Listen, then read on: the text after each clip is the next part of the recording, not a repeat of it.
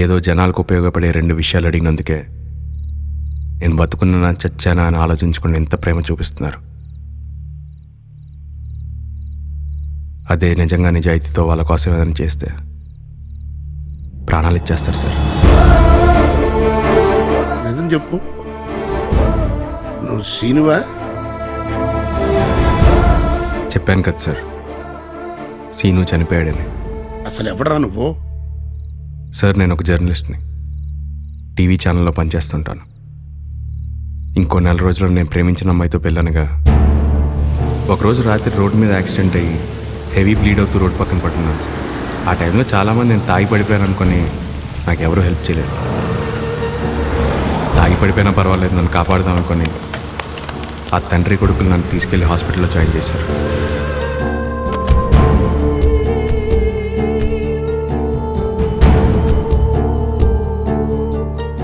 టైంకి తీసుకురావడం వల్లే బతికానని డాక్టర్స్ చెప్పారు.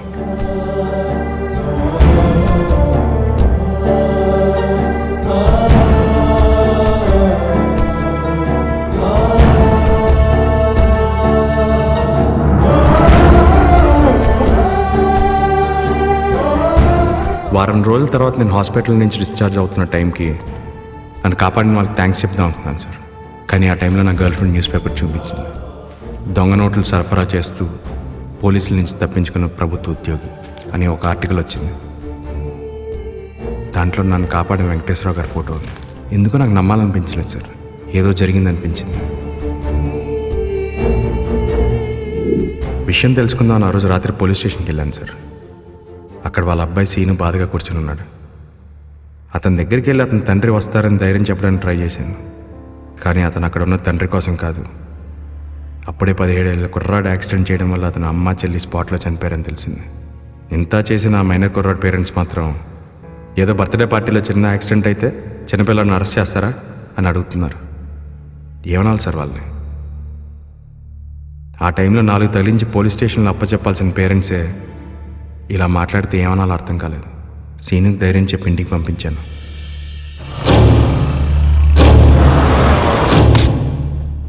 అసలు ఏం జరిగిందా అని ఎంక్వైరీ చేస్తే హోమ్ మినిస్టర్ మీద కేసు పెట్టడం వల్లే తన ఫ్యామిలీని నాశనం చేశారని తెలిసింది.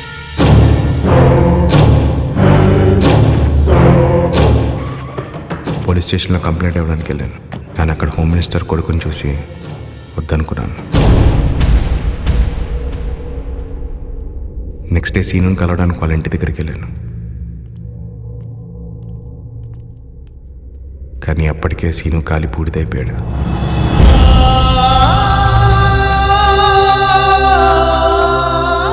అక్కడ అందరూ సీను సూసైడ్ చేసుకున్నాడని చెప్పారు. అతను అలా చేసుకోడు సార్, కాల్ చేశారు. పోనీ మా ఛానల్ ద్వారా ఏదైనా చేద్దాం అనుకుంటే మా ఛానల్ ఇన్వెస్టర్ హోమ్ మినిస్టర్. ఏం చేయాలో కూడా అర్థం కాలేదు సార్.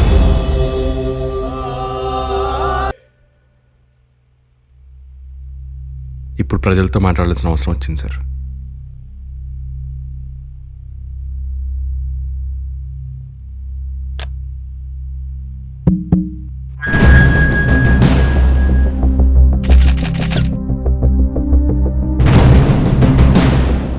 నన్ను అభిమానిస్తున్న ప్రజలందరికీ నమస్కారం. నేనేదో చేశానని నా మీద చాలా అభిమానం చూపించారు. నా కోసం ప్రభుత్వాన్ని ఎదిరించి నాకు మద్దతు తెలుపుతున్నారు.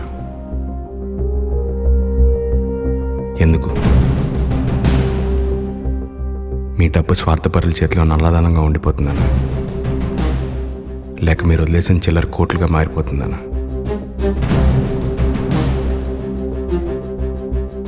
చిల్లరంతా కోట్లుగా మారినట్లు సొసైటీలో మనం చేసే చిన్న చిన్న తప్పుల వల్లే మనం ఈ పరిస్థితిలో ఉన్నామని అర్థం చేసుకోండి.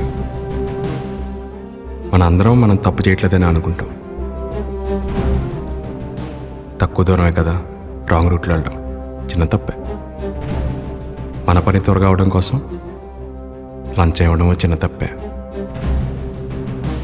వ్యాపారస్తుడు రూపాయి కదా ఎక్కువ తీసుకుంటున్నా అనుకోవడం చిన్న తప్పే.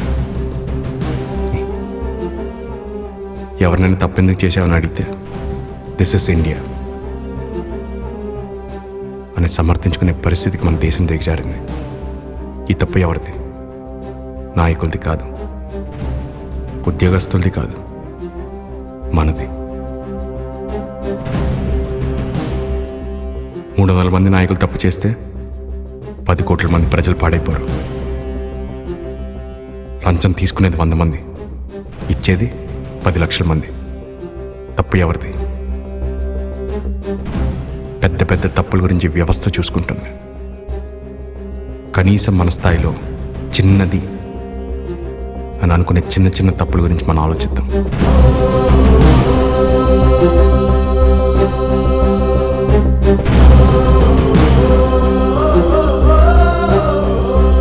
నా వాళ్ళని చంపిన వాళ్ళకి శిక్ష పడాలని నేను తప్పు చేశాను,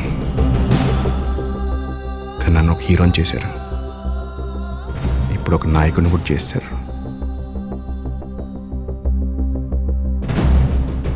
ఇలాంటి పరిస్థితి ఇంకెప్పుడు రాకూడదని కోరుకుంటున్నాను.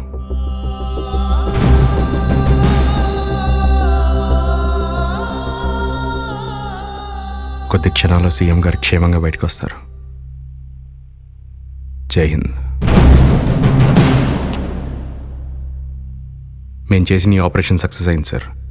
మీరు ఇంకెళ్ళచ్చు. నేను వెళ్ళిన 5 minutes తర్వాత మీరు వెళ్ళండి సార్. ఏమయ్యా, రోడ్డు మీద ఎవడో హెల్ప్ చేశాడని వాడి కోసం లైఫ్లో ఇంత రిస్క్ తీసుకుంటావా? భయమే ఇట్లా? ఎవరికైనా హెల్ప్ చేయాలంటే ఏం ఆలోచించాలి సార్? లాభం ఉందా లేదా అని చూడాలా? నువ్వు ప్రశ్నకి ప్రశ్నే సమాధానం చెప్తావే. సార్, ఎవరైనా బైక్ మీద వెళ్తున్నప్పుడు సైడ్ స్టాండ్ వేసి ఉంటే, సార్ సైడ్ స్టాండ్ వేసి ఉంది అని చెప్పేంతవరకు మన మానవత్వం వచ్చి అయిపోయింది సార్. అది సరే, నిన్ను చూస్తుంటే 25 ఏళ్ళ కుర్రాళ్ళలో ఉన్నావు. ముందేమో మంచి భవిష్యత్తు ఉంది. నన్ను కిడ్నాప్ చేసే ప్రాసెస్లో ఏమాత్రం అటు ఇటు అయినా నీ తల్లో 100 బుల్లెట్లు దూరిపోయాయి తెలుసా? 1931లో 23 ఏళ్లకే దేశం కోసం ఉరి తీయబడ్డ భగత్ సింగ్ని చూసి మీ ఇలాంటి వాళ్ళు ఎందరో చప్పట్లు కొట్టారు. మీరేంటి సార్ నన్ను తిడుతున్నారు? ఒక రాజకీయ నాయకుడిగా ఎదగాలంటే ఎలా ఉండాలో బాగా నేర్పించావయ్యా. నీలాంటి జర్నలిస్టు నా రాష్ట్ర పౌరుడిగా ఉన్నందుకు నేను నిజంగా గర్వపడుతూ తప్పట్లు కొడుతున్నాను. కంగ్రాట్స్. నేను వెళ్తాను సార్. నేను వెళ్ళిన 5 minutes మీరు వెళ్ళొచ్చు. కనీసం ఇప్పుడైనా నీ పేరు చెప్పు.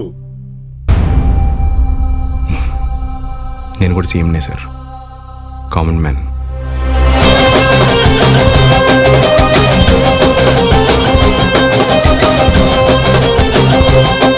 సీఎం గారు కాసేపట్లో బయటికి వస్తున్నారని చెప్పాడు.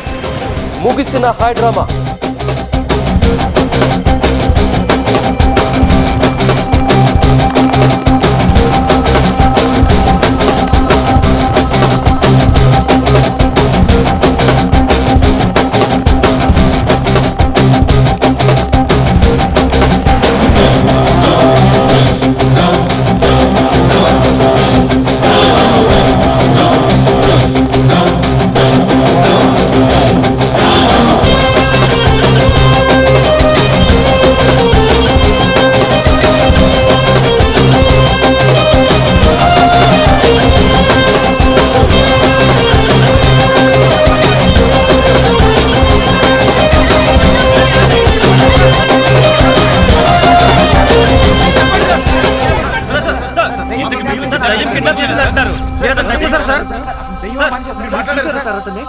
ఎలా ఉన్నాడు సార్ అతను?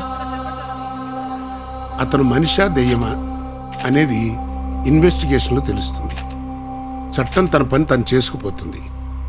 కానీ అతని పరిచయం తర్వాత నేను ప్రజలకు మాత్రం ఒక మనవి చేసుకుంటున్నాను. ఎవరి పని వాళ్ళు చేయండి, చేయనివ్వండి.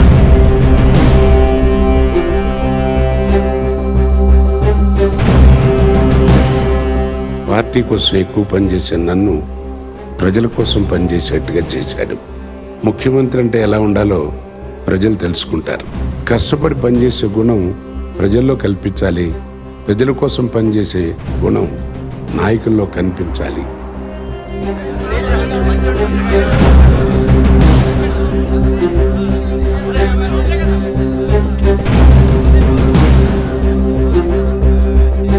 సార్, ఎవరో కానీ పక్కా స్కెచ్ చేశారు సార్.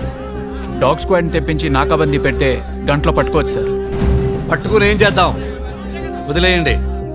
100 మంది దోషులు తప్పించుకున్నా పర్వాలేదు, ఒక నిర్దోషికి కూడా శిక్ష పట్టడానికి వీల్లేదు. వాడు నిర్దోషి ఏంటి సార్? 100 మంది దోషుల్లో ఒకడు అనుకోవయ్యా, వదిలేయ్. ఇంకో విషయం, ఈ పోస్ట్ బాక్స్ విషయం ఎవరికి తెలియకుండా చూడు. మంచోడు శ్రీను మనిషేనా దెయ్యమా అనేది దర్యాప్తులో తేలాల్సి ఉంది. అతను దోష నిర్దోష అనే ప్రశ్నల కంటే శ్రీను అడిగిన ప్రశ్నలకు సమాధానం దొరకాలని ఆశిద్దాం. Stay tune to CVR news. పోలీసులను బాగానే మేనేజ్ చేసేవరా? ప్రాంతదేశం స్టోరీ నాకు అర్థం కాలేదురా.